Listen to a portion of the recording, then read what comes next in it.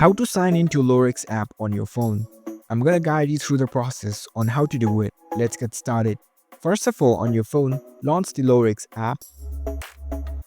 After you are in the app, you will see this kind of app interface. You will directly see this screen where you can find the login option and the sign up option. Now, in order to sign into your account, you must have already created your account before.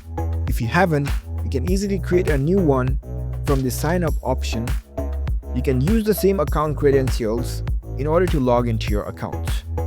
You can select this login option. Over here, you can provide your registered email address, and right below that, enter the password of your registered account. Make sure you enter your information precisely, and once you are done, you can tap on this login button, and there you go. That's how you can easily sign into your account.